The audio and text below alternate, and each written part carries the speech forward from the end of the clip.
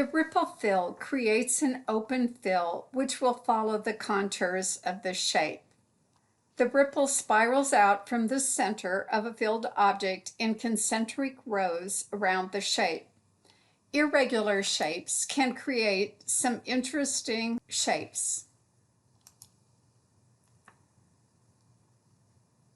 In object properties, the stitch length and the stitch spacing can be adjusted.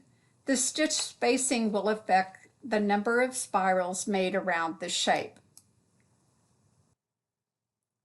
The stitch length can be adjusted to a smaller number for sharper curves. Through reshape, the center can be changed for different effects.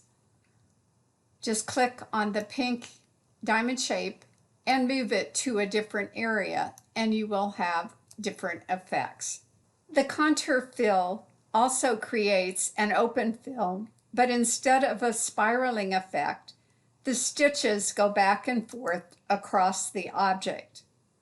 The number of lines and the spacing depend on the object outlines.